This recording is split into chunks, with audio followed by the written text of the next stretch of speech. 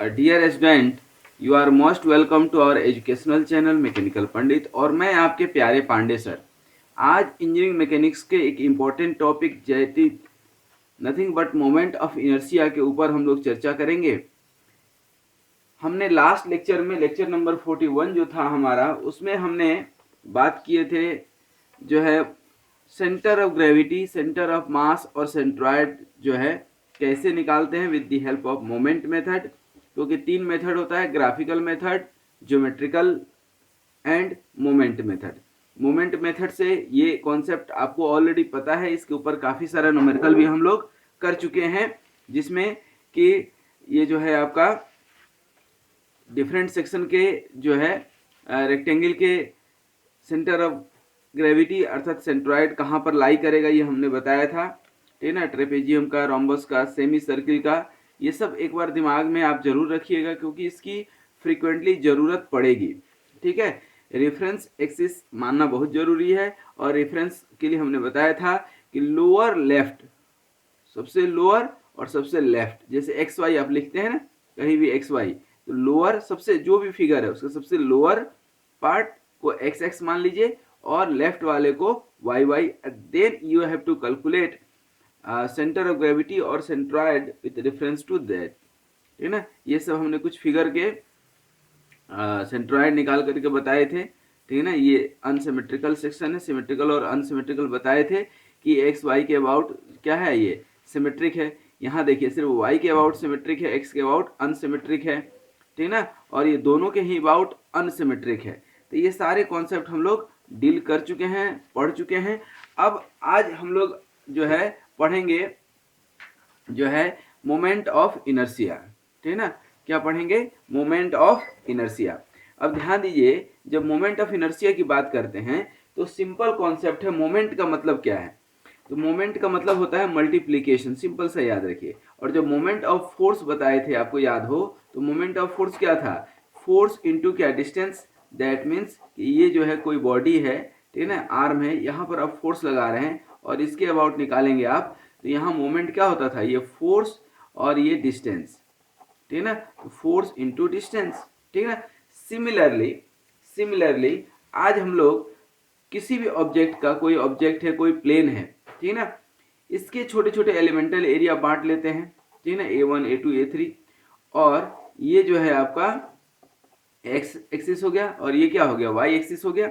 यहाँ से आप देखेंगे एक्स एक्सिस से, जैसे मान लीजिए कि ये 1 है, ये 2 है, 3 है, ठीक है ना, इस तरह से एंड सो ऑन होगा। एलिमेंटल एरिया में डिस्ट्रीब्यूट कर लेते हैं। तो यहाँ से y से 1 की डिस्टेंस कितना हो गया? x1। 2 की कितना डिस्टेंस हुई? x2। 3 की कितनी हुई? x3। सिमिलरली इससे क्या हो गया? ये डिस्टेंस y1, x से डिस्टेंस कितना हो गया? y1। 2 से कितना हो गया? y2। और 3 से कितना हो गया? y3। अब हम मान लेते हैं कि इसकी सेंटर ऑफ ग्रेविटी यहाँ पर कहीं लाई कर रहा है। हमें निकालना क्या है? Moment of inertia. हम जो आज कॉन्सेप्ट बताने जा रहे हैं, ध्यान रखिएगा, ये कॉन्सेप्ट बहुत कम जगह आपको देखने मिलता है, थोड़ा स्लो बताएंगे।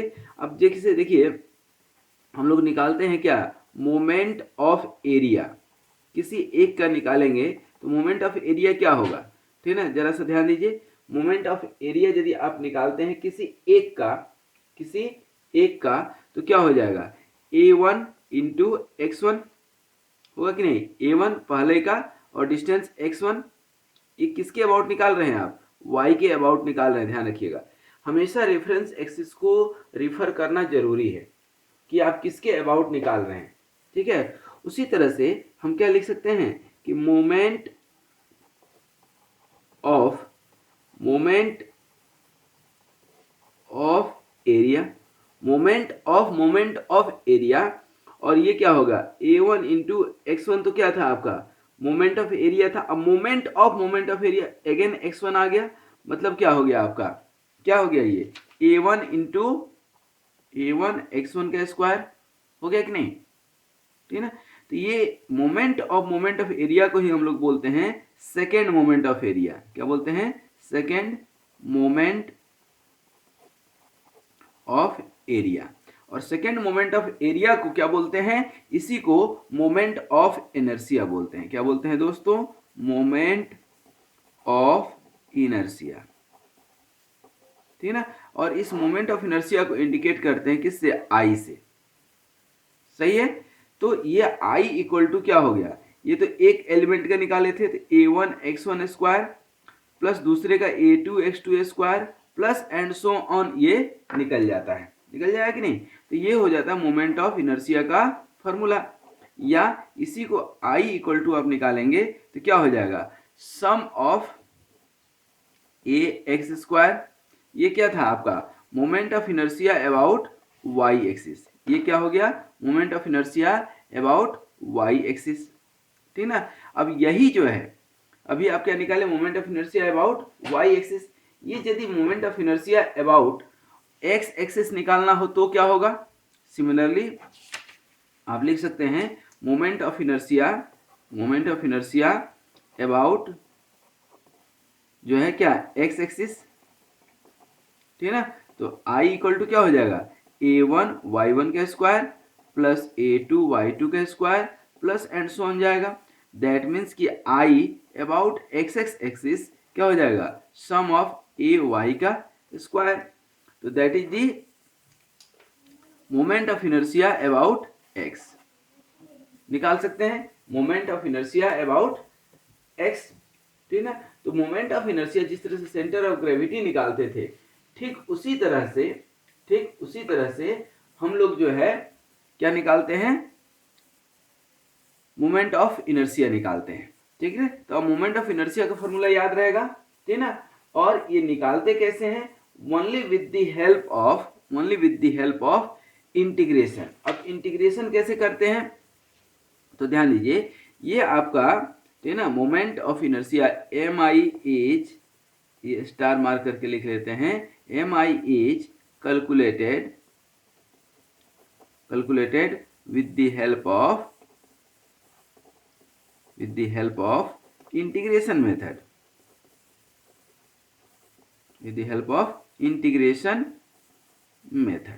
ठीक है। अब बोलिएगा कि sir moment of integration method कैसे लगाते हैं, ठीक ना। तो अब इसका कॉन्सेप्ट समझिए, अब ये चीज दिमाग में आपके हो गया सेट, ठीक ना। अब moment of inertia MI bye integration आप निकालेंगे कैसे, अभी आपके सामने ये है, ठीक है ना, ये फॉर्मूला। मान लीजिए I आप निकालते हैं तो क्या हो जाएगा, टोटल एरिया, ठीक है ना। अब x के अबाउट निकाल रहे हैं तो क्या हो गया, y का स्क्वायर, क्या हो गया, y स्क्वायर। और यही जब y आप निकालेंगे तो क्या हो जाएगा, टोटल एरिया इंटू x का स्क्वायर, ठीक ना। अब क्या करते हैं, हम इंटीग्रेट कर देंगे, ये तो एलिमेंटल एरिया था ना हमारा, ये क्या था, एलिमेंटल एरिया था, इसको इंटीग्रेट कर देंगे तो क्या हो जाएगा, टोटल एरिया। सर करेंगे कैसे, तो आइए एक छोटा सा एग्जांपल देखते हैं, उसके हिसाब से अब समझेंगे हम लोग, ठीक ना। हम निकालते हैं MI of A rectangular section, सबसे कॉमन है, और लेक्चर नंबर 45 में हमने हर एक जो है सेक्शन का सेंटर ऑफ ग्रेविटी और मोमेंट ऑफ इनर्शिया निकाल करके दोनों एक्सिस के अबाउट बताया है, तो उसको भी जरूर देख लीजिएगा एक बार प्लीज।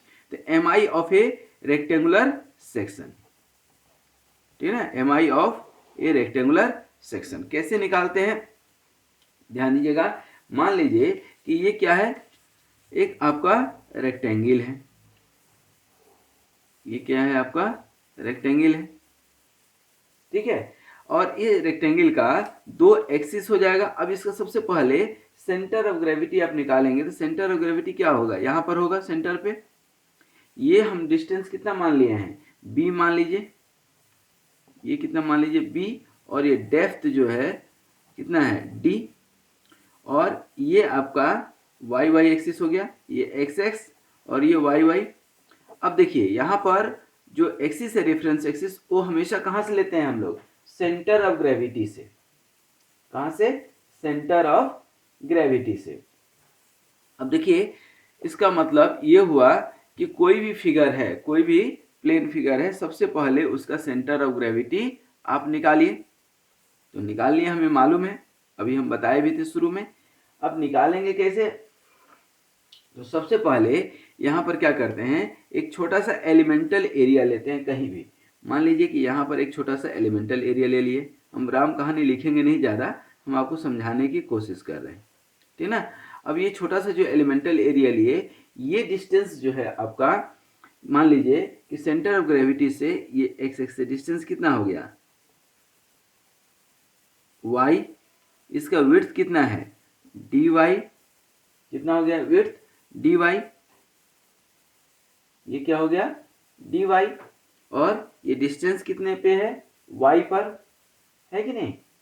तो इस एलिमेंटल एरिया का जो है, सॉरी एलिमेंटल स्ट्रिप का एरिया कितना होगा, क्या है, एरिया ऑफ एलिमेंटल स्ट्रिप, ठीक है ना। एरिया ऑफ एलिमेंटल स्ट्रिप कितना हो जाएगा, बी, और थिकनेस कितना होगा, D Y, B into D Y. ये तो क्या निकला आपका एरिया। अब moment of that area about X X axis, ठीक है ना। क्या लिखेंगे, मोमेंट ऑफ एलिमेंटल एरिया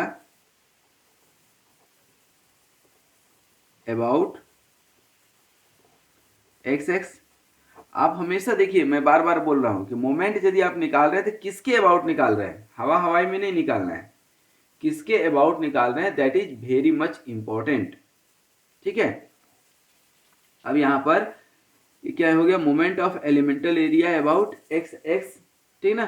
क्या हो जाएगा, ये तो एरिया तो था ही बी डी वाई, और इंटू क्या हो गया, डिस्टेंस, ये एक मोमेंट हो गया।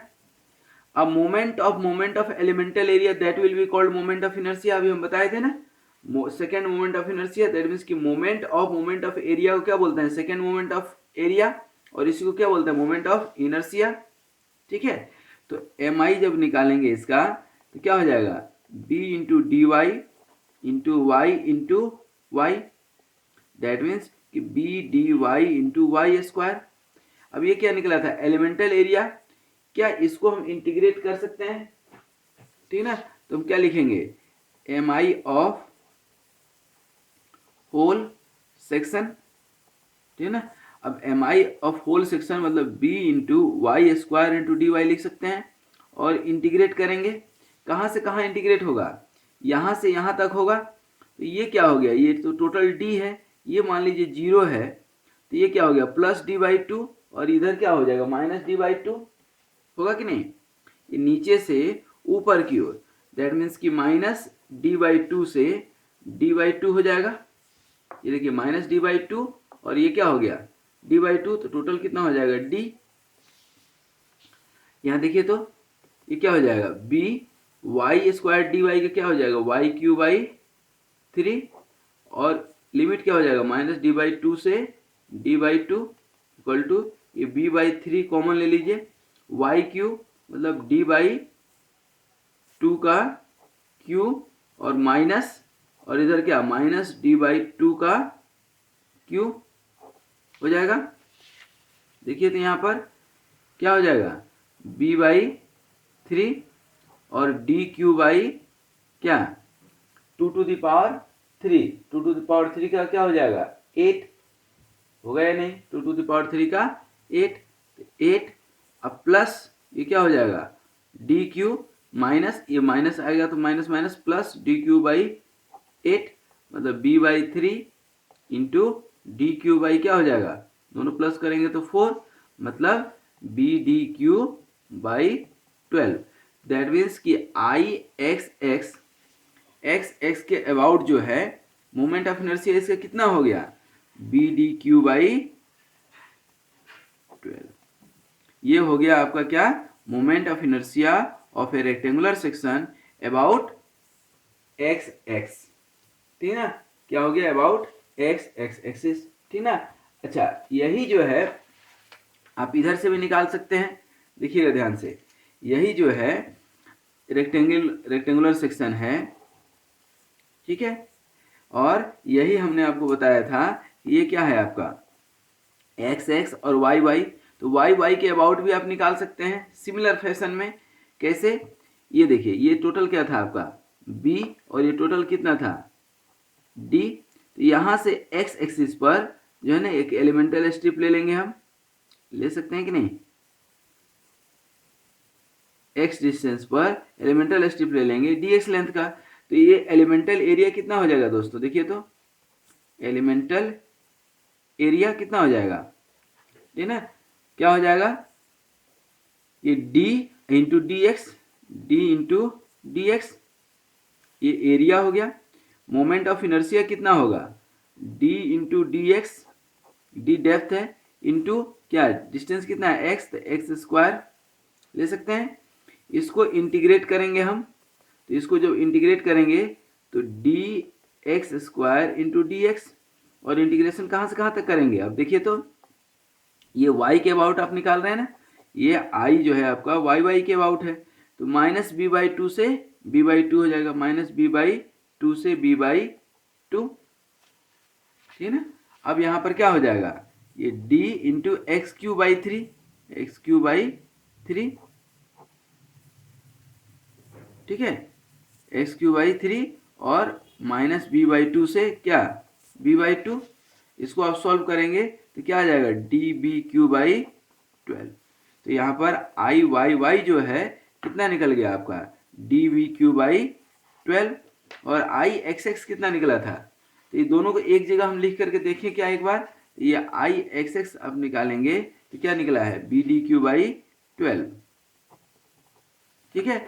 अब ये जो है आपका एक चीज अब ध्यान देने वाली बात है कि ये एक्स एक्स है ना, एक्स एक्स, तो एक्स एक्स निकाले तो बी एज इट इज, और डी का क्यू बाई 12, मतलब एक्स की जो पैरेलल विड्थ है वो एज इट इज रहा, और ये डेप्थ का क्या हो गया, क्यूब अपन 12। यदि वाई वाई निकालेंगे तो वाई वाई के पैरेलल कौन सा डायमेंशन है, ये डेप्थ, तो डेप्थ एज इट इज, और ये विड्थ का क्यू बाई 12, ठीक है। तो अब रहेगा याद। इसी तरह से यदि हॉलो रेक्टेंगुलर सेक्शन का निकालना हो, ठीक है ना, मान लीजिए कि आपके पास कोई रेक्टेंगल है, ये क्या है, रेक्टेंगल है, और इसके अंदर एक और छोटा सा रेक्टेंगल है, मतलब एक कट आउट सेक्शन है, ये क्या है आपका, कट आउट सेक्शन है, एक रेक्टेंगुलर प्लेट है, ठीक है ना, रेक्टेंगुलर प्लेट है, और जो है उसके अंदर एक स्क्वायर होल कट कर दिए हैं। मान लीजिए कि इसकी जो आप अभी तक निकालते आ रहे हैं, ये क्या है, डेप्थ d, और ये क्या है b, ठीक है ना, और इसकी जो डेप्थ है वह कितनी है, d1, और इसकी कितनी है, b1, है कि नहीं। अब इसका कैसे निकालेंगे, ठीक है ना, क्या, मोमेंट ऑफ इनर्शिया। अब किसके अबाउट निकालना है, आप देख लीजिए, मान लीजिए कि हमें इस x के अबाउट निकालना है, ठीक है ना। तो अब करना क्या है, आपको पहले होल सेक्शन का निकाल लेते हैं, फुल रेक्टेंगल का, ठीक है ना। तो M I of outer rectangle निकाल सकते हैं क्या, एम आई ऑफ, अब थोड़ी देर के लिए भूल जाइए कि होल है, ठीक है ना, हॉलो है बीच में, M I of outer rectangle कितना हो जाएगा, बी डी क्यू बाई 12, और एम आई ऑफ ये हॉलो सेक्शन, ये स्मॉलर रेक्टेंगल कितना हो जाएगा, b1 d1 क्यू बाई 12, ठीक है ना। तो एम आई ऑफ जो है क्या निकालेंगे, M I of hollow rectangular section, M I of hollow rectangular section about किसके, एक्स एक्स के अबाउट, क्या हो जाएगा, B D Q by 12 minus b1 d1 cube by 12। अच्छा, यही जब आई वाई वाई निकालेंगे तो क्या हो जाएगा, जस्ट उल्टा D B cube by 12 minus d1 b1 cube by 12, होगा कि नहीं, ठीक है ना। तो ये जो है आपको कुछ स्टैंडर्ड जो है मोमेंट ऑफ इनर्शिया याद रखने हैं, क्या, कुछ स्टैंडर्ड मोमेंट ऑफ इनर्शिया याद रखने हैं, ठीक है ना। अब बोलिएगा सर ये याद कैसे रहेगा, ठीक है ना, याद कैसे रहेगा, तो उसके लिए तो थोड़ा मेहनत करना पड़ेगा। उसके लिए आपको जो है याद करना पड़ेगा कि किसका किसका मोमेंट ऑफ इनर्शिया क्या क्या होता है, ठीक है ना। अब जो है एक छोटा सा और कॉन्सेप्ट इसमें आता है, अच्छा, अब पूछेगा सर कि याद कैसे रखेंगे, तो हमने लेक्चर नंबर 45 में हमने बताए भी हैं आपको, ठीक ना। थोड़ा सा यहाँ पर भी हम बता देते हैं, ठीक ना। जैसे अभी निकाले अभी हम लोग रेक्टेंगल का, ठीक ना, ये रेक्टेंगल है, तो रेक्टेंगल का मोमेंट ऑफ इनर्शिया जो है आपका कितना होता है बताइए। रेक्टेंगल का मोमेंट ऑफ इनर्शिया जो है ये एक्स एक्स, हमेशा सी जी के अबाउट निकाल रहे हैं, ठीक ना। तो क्या हो गया, ये आई एक्स एक्स आप निकालेंगे तो क्या हो जाएगा, बी डी क्यू बाई 12, जो कि बी ये है, ध्यान रखिएगा, और ये कितना है,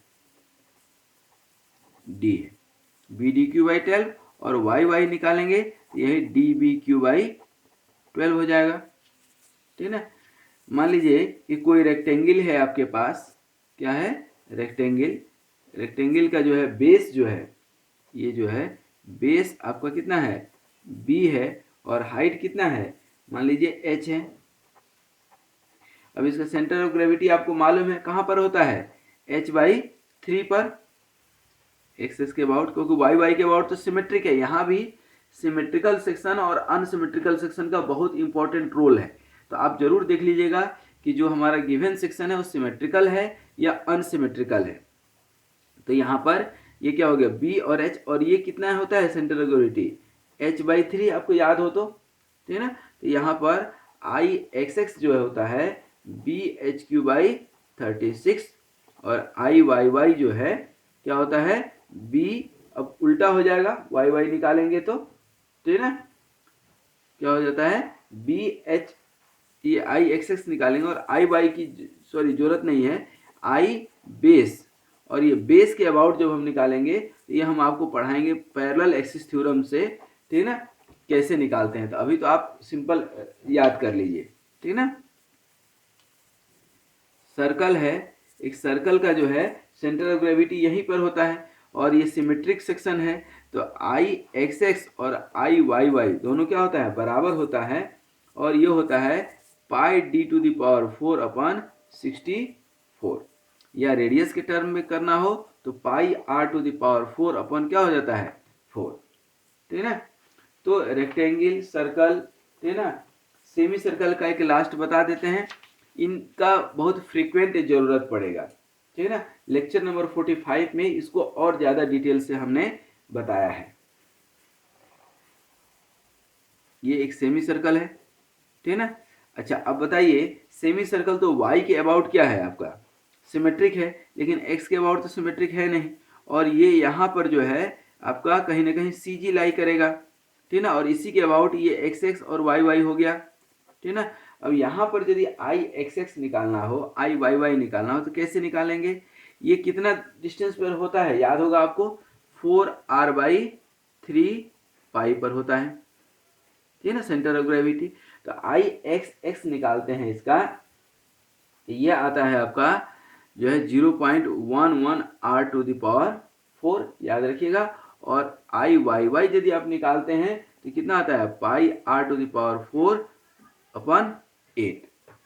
ये जो है स्टैंडर्ड 4-5 याद रखिएगा, क्योंकि इसकी जरूरत पड़ती है, ठीक है ना, और फ्रीक्वेंटली जरूरत पड़ती है, सबसे बड़ी बात है फ्रीक्वेंटली जरूरत पड़ती है, ठीक है।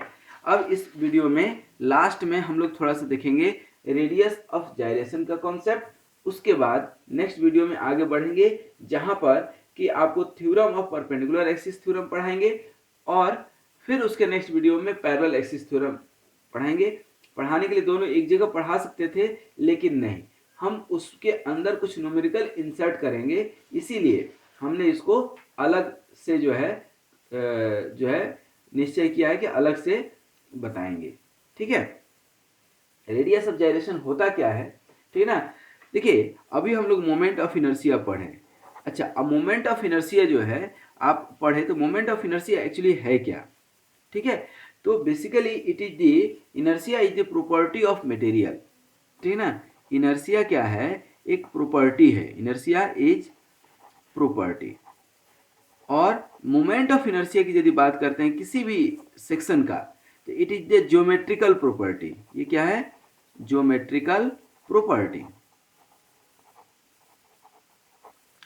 बेसिकली जो है कोई भी सेक्शन है, मान लीजिए कि रेक्टेंगल है, या जो है रेक्टेंगल है, ट्रेंगल है, सर्कल है, या एच सेक्शन है, आई सेक्शन है, टी सेक्शन है, ठीक ना। ये सारे सेक्शन जो भी है आपके, ज्योमेट्रिकली कौन किससे मजबूत है वह आपका मोमेंट ऑफ इनर्शिया बतलाता है, ठीक है ना। तो basically moment of inertia is a geometrical property which gives the strength of the material due to geometry, ठीक है। ज्योमेट्री से भी स्ट्रेंथ कई बार निकलती है। जैसे कोई बीम है, मोटा ताजा देखने से आपको क्या लगता है कि मजबूत होगा। कोई आदमी जो है बहुत मोटा ताजा, बहुत 7 फीट का है, तो देखते ही समझ में आ जाता है कि he will be very stronger. वो हो ना हो एक अलग की बात है, but it looks little bit stronger, and that is nothing but moment of inertia, ठीक ना। अब इसी में, ठीक ना, इसी में एक प्रॉपर्टी आती है क्रॉस सेक्शन का, which basically influence the structural behavior of the member, and that is nothing but radius of gyration, या इसी को हम लोग बोलते हैं रेडियस ऑफ इनर्शिया। क्या बोलते हैं? Radius of inertia. क्या बोलते हैं इसको? Radius of inertia. ये होता क्या है? तो रेडियस ऑफ जायरेशन जो है हम यहाँ लिख सकते हैं क्या? रेडियस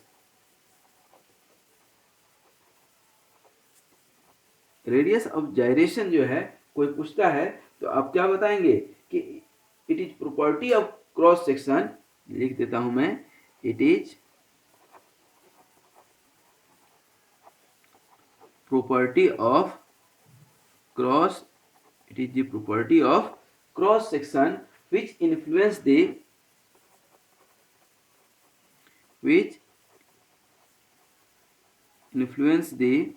structural behavior of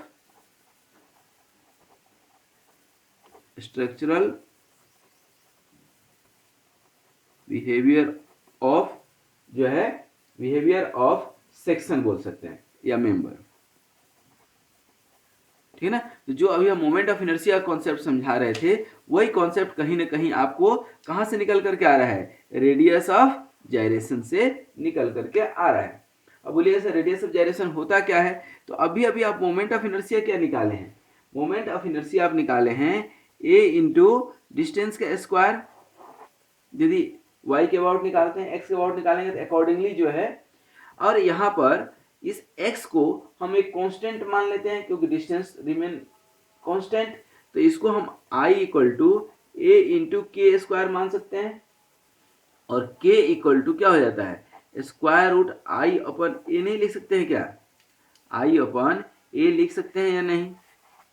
ठीक ना। तो ये जो i अपन a निकाले, यही जो आपका k निकला, इसी को हम लोग बोलते हैं रेडियस ऑफ जायरेशन। क्या बोलते हैं? रेडियस ऑफ,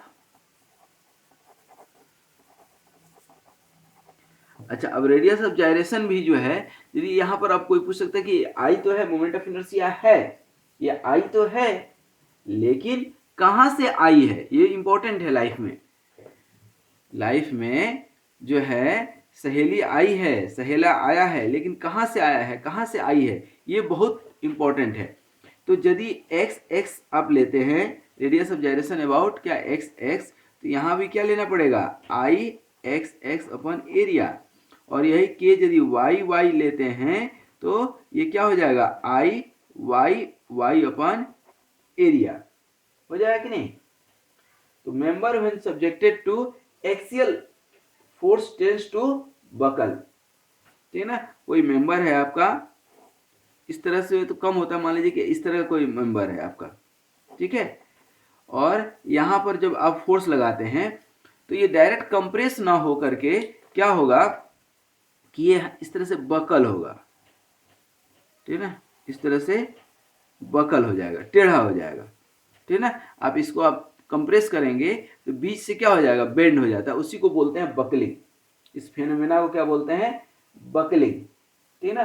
तो यहाँ जो बकलिंग जब आप निकालते हैं इस तरह के फेनोमेना में, वहां पे रेडियस ऑफ जायरेशन बहुत इंपॉर्टेंट हो जाता है। क्या हो जाता है? बहुत ही इंपॉर्टेंट हो जाता है। तो जो है यहाँ पर एक eccentric loading strength of material, यदि आप मैकेनिकल या एग्रीकल्चर या सिविल के स्टूडेंट हैं तो आपको ये जो है बहुत डिटेल में पढ़ना है, ठीक है। अब लास्ट में चलते चलते हम लोग थोड़ा सा देखते हैं यूनिट्स जो है ना कि किसका क्या होता है। देखिए यहाँ पर मोमेंट ऑफ इनर्शिया की यदि हम बात करते हैं, किसकी बात कर रहे हैं, मोमेंट ऑफ इनर्शिया की, I equal to area into X square. देखिए तो एरिया का यूनिट क्या होता है, मीटर स्क्वायर, और ये एक्स भी क्या है, मीटर का स्क्वायर, तो मीटर टू द पावर 4 हो गया कि नहीं एरिया, मैंने मोमेंट ऑफ इनर्शिया का यूनिट क्या होगा, metre to the power 4। mm में लेंगे मिलीमीटर में तो mm टू द पावर 4 हो जाएगा। अच्छा रेडियस जो है जायरेशन का क्या होगा, ये आई अपन ए, तो ये क्या हो गया, आई क्या है, मीटर टू द पावर 4 अपन क्या है, मीटर स्क्वायर, स्क्वायर रूट में मीटर स्क्वायर, स्क्वायर रूट के बाहर आ जाएगा तो क्या हो जाएगा, मीटर। तो रेडियस ऑफ जायरेशन का यूनिट क्या हो गया, मीटर, ठीक है ना, मीटर या मिलीमीटर जो भी है, दैट मीन्स कि सिंगल लेंथ का यूनिट जो होता है वही रेडियस ऑफ जायरेशन का यूनिट होता है, ठीक है। तो अब आइए 2 मिनट में हम लोग जो है जो आज पढ़े उसको एक बार रिवाइज करके आगे हम लोग बढ़े, ठीक है ना। सबसे पहले हमने मोमेंट ऑफ फोर्स के कॉन्सेप्ट से लेते हुए आपको मोमेंट ऑफ इनर्शिया का कॉन्सेप्ट समझाया कि हम लोग मोमेंट ऑफ इनर्शिया निकालते कैसे हैं, ठीक है। तो इस तरह से मोमेंट ऑफ इनर्शिया आप निकालते हैं, ठीक है ना। इसके बाद जो है हमने जो है moment of inertia integration method से कैसे निकालते हैं, ये एक रेक्टेंगल का एग्जांपल लेकर के हमने बताया है, और ये रेक्टेंगल का मोमेंट ऑफ इनर्शिया भी एक्स के अबाउट निकाले हैं। क्योंकि हमेशा ध्यान दीजिएगा कि जब भी आप मोमेंट ऑफ इनर्शिया निकालेंगे तो किसी न किसी एक्सिस के अबाउट निकालेंगे, ना कि आंख बंद करके कहीं से भी निकाल लेंगे, ठीक है ना। और जनरली ये सेंटर ऑफ ग्रेविटी से जो पास करेगा एक्सिस एक्स एक्स या वाई वाई, वहीं से निकालते हैं, ठीक है। इसी रेक्टेंगल का वाई वाई के अबाउट निकाले हैं, ठीक है ना। दैट मीन्स कि यहाँ पर अब आप समझ गए कि यहाँ पर जो है आई एक्स एक्स यदि आप निकाल रहे हैं, ठीक है ना, एक्स एक्स, तो क्या हो जाएगा, बी डी क्यू बाई 12, याद रखने के लिए एकदम बिल्कुल याद रखिए, आई एक्स एक्स क्या हो गया, बी डी क्यू बाई 12, और आई वाई वाई क्या हो गया, उल्टा हो जाएगा, डी बी क्यू, ये डी एज इट इज रहा, बी का क्यू बाई 12, सही है, ठीक है ना। तो ये हमने निकाल के बताया है। एक हॉलो रेक्टेंगुलर सेक्शन का भी एग्जांपल लेकर के हमने बताया है। फिर कुछ स्टैंडर्ड फिगर के, जैसे रेक्टेंगल है, ट्रायंगल है, ठीक है ना, सर्कल है, ठीक है ना, सेमी सर्कल है, और बार बार मैं बोल रहा हूँ कि आप किसके अबाउट निकाल रहे हैं, सीजी से जो एक्सिस पास कर रहा है, सेंटर ऑफ ग्रेविटी से जो एक्स और वाई पास कर रहा है वहां से आप निकाल रहे हैं, उसके अबाउट निकाल रहे हैं, ठीक है ना, किसी न किसी के अबाउट तो निकालना है। फिर जाते जाते एक छोटा सा कॉन्सेप्ट आपको बताया जो इंपॉर्टेंट है, that is the radius of gyration, ठीक है। ये रेडियस ऑफ जायरेशन भी हमने बता दिया आपको, ठीक है।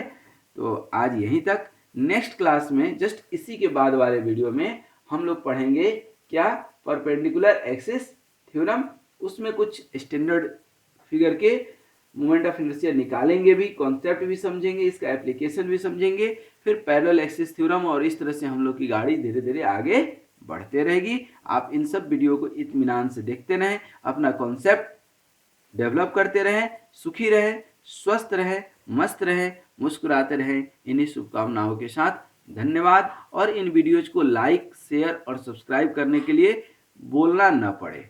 Thank you.